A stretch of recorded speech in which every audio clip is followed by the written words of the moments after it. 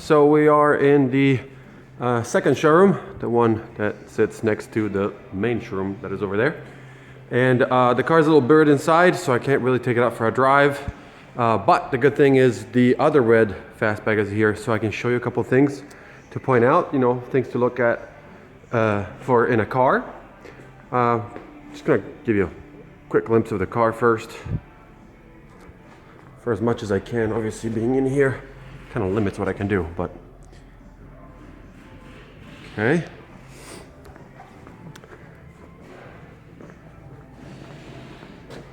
Let's see now.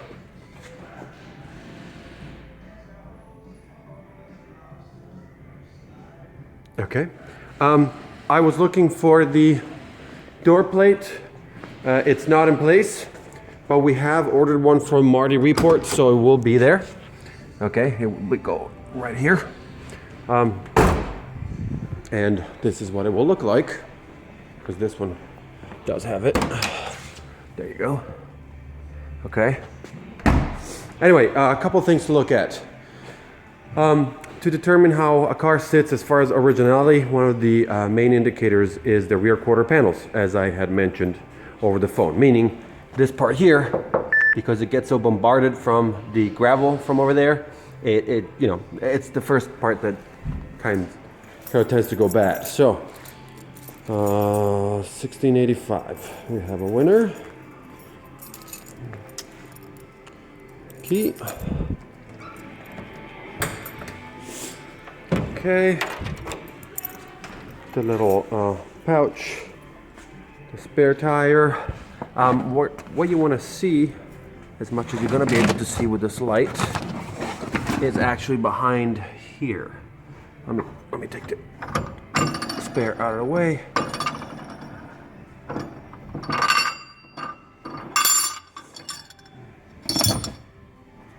There we go. Okay. Do you see how that shows no signs of being patched or worked on? It is painted with the correct spackle paint, but it's all one single piece. And let's check the other side as well. And if everything is right, there should be a piece of wood under here, or compressed wood. Yep, there we go. Same thing here. Very nice and clean. Nothing funky going on. Just a spackle paint. Okay. Also, this is where the actual, so this whole part here, the quarter panel is one single piece of metal. It goes all the way to here. When you do replace it, this is where you have to merge it to the rest of the car, and then there's a part that it's seen that it's filled and you don't really see it. But this, the way it overlaps, looks very stock. Try to get a good, there you go. And you can, in this case here, you can actually see the factory pinch welds. See them there? There's a little machine that goes bzz, bzz, and puts it all together. So this all is a good indication the car is original. Let's look at the other one, for which I have the keys over here. Sorry, trying to do this with one hand is a little complicated. Nope, wrong keys. There we go. Okay. Okay, perfect example. Can you see the repair? Like right there, that square there? That stuff? See the other side? No, not like that. No, this one is bolted down, but my guess is it looks just the same as the other one. This too, you see how there's filler here? See the other side? This one too, I mean, it didn't do a horrible job, but you can see that there's a lot of filler. So at some point, this car has had the quarter panels replaced, which is, it's not a bad thing per se. It just means that at some point the car in its life needed it. Another place where you can actually see it is where the skin of the quarter panel, trying to not smack it, overlaps. This actually does not look. There you go. You can see the edge on this one. Let's look at the other one.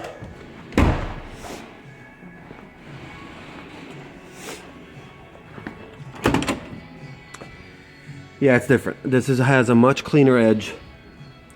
So if I had to make a call, I'd say this is the original one, the other one is not. Which goes along with the rest of the stuff we saw. So that is a good sign of the originality. Also the drip lines here, they're nice, there's no caking. This is, you know, hard to get to when you're rebuilding the car because you have this lip. Let's look at the other one. Just for comparison's sake, it's always good to have two cars next to each other. Yeah, perfect. You see how this one is a little bit more dry and caked and just nasty? There's actually a hole here. That other car, the one you're looking at, was definitely built better. Or painted better, at least. You were asking about the rims. These are proper metal rims. They're not hubcaps. They are the Magnum 500s. These are the double line bias ply tires that look the part. They have that very distinct. Let me see if I can get it here. Like, they're skinny. They're not like big fat tires, but this is what the car would have had back in the day. Okay, and those are what I mentioned being the trumpet tips. They're a little dirty now because obviously when you run the car, they get dirty. But they have those little louvers in them, and it makes for a very specific sound. The difference here, you can see actually good difference between the GT package and the non-GT package rear. So you see the exhaust does not go through the rear valance. Okay.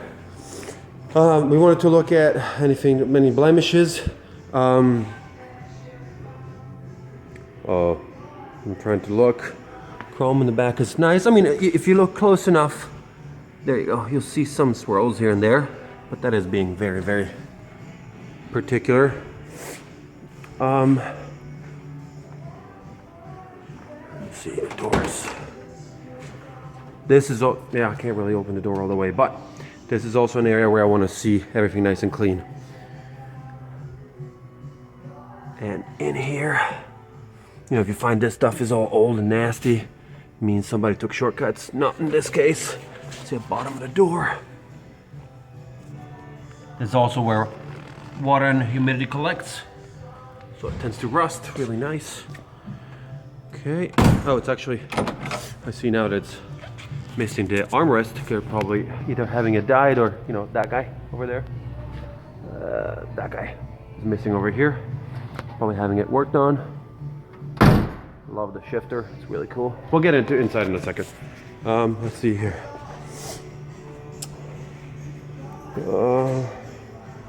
Sorry if I'm a little erratic with the camera. I'm just trying to find stuff. Let's see the glass. Glass is nice. Trim is nice. Rims are really nice, and so are the tires. Oh, and you asked what the logo said on the side. It does say GT, so I was wrong. And bumper, front bumper is just like the back. It's all dirty. Other than that, it's got minor imperfections, but it is definitely not something that I would replace. Let's peek under the hood. It's hard to do with one hand. Hold on. There we go. Very clean under hood. These are golden, so they're treated against oxidation. That is not technically the correct color. They should be just natural metal color. That is a relatively easy fix if you would care for that. There are some liberties taken in this engine detailing, but as I said, this part here, the actual heads and the block itself are supposed to be blue. Somebody took actually the time to braid this. And the hood hinges are new. All new stuff under here. All the bushings, you know, I pointed it out earlier. Ford Motor Company, the correct hoses, not only the top one which you see, but also the lower one, the correct tire clamps. It's very well done. And this is, as I said, is a battery cover. So underneath it all, there's a modern battery, but you get the looks, you know, of a correct Autolite battery. What else? Well, it's got the import bar, as it was called, although pretty much every car got it once they reached production. New hardware all around. Nice little original radiator. The original pouch for the windshield washer fluid. The underside of the hood is painted just as nice as the rest of the car. It's actually a really nice paint job. I mean, look at the reflection of the hang tag. You can actually read it. And as I move, like it does, you don't see any waves, anything funky going on. I mean, what you see here, that's the actual, it's a the middle of the hood, and it does have a little bit of a ripple, but that's the original. Okay. Always close these and open these from the middle. They're so long, and the hinges being all the way back there, that if you grab it from one corner, you can actually flex it, and it's not good for it. Let's finish the round. Mirrors are nice. These also tend to rust and pit, and these are beautiful. A place you kind of want to look at Mustangs, in this case it's hard to see, but down here there's a cowl. There's basically the part that separates the cabin from the engine bay, and these at the bottom here have two little collecting points where dust and debris and leaves collect and stop the water from being able to evacuate. So many times you want to look in here with a light if possible, and make sure that they are solid. You can actually see it from kind of like underneath there too if you get in it, which we are about to do. Let's see here. Wait. Trying to squeeze in without opening the door too much because I don't want it touching the wall. Okay, in we are. I love that little logo. I'm just gonna try and cover the light with my hand so you get better colors. So I give you kind of like a pan and scan of the interior. Okay. Nice little touch is the upgraded speakers, that they are in the right position. So they look the part, but I mean you can tell that they're modern. Okay. A nice headliner. This might seem trivial, but this thing is a bitch, pardon my French, to put in place. This folds down, so it becomes all flat if you wanted to. It was an option at the time. Okay. Nice visors, nice handles. Steering wheel is the wooden steering wheel. These are expensive and they're really cool. And my absolute favorite part is the center console with the shifter, with the safety for the reverse. This is, as I mentioned, the upgraded radio. So you have, you should have possibly in here. No, it's optional. You can buy it if you want to. You could have the a cable that goes from the radio into the glove box, so you can connect, you know, a phone or whatever. Air controls, lighter, lights. You pull those, you turn on the lights, as you can see, kind of. Yep. And then you have the wiper. You just turn that. I'm not going to do it on a dry windshield. And if I can find the key, I left the keys out. Well, I'll do a second video, I guess, of the car running, but I'll give you a quick one more shot around. The nice pad. These do tend to crack with the sunlight, and you know they get dry and brittle. They're easy, relatively easy to replace. But again, everything is easy to replace, but then you got to do it. And parts for Mustangs are cheap.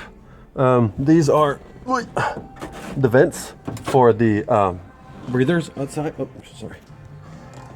Those guys. It all adds up, you know, and that's how you end up having a $50,000 build on a $12,000 car. In the case of typically classic cars, the cost of restoration is like 30-40% more than what the finished car is. Let me go grab the keys and I'll start the car so you can hear it.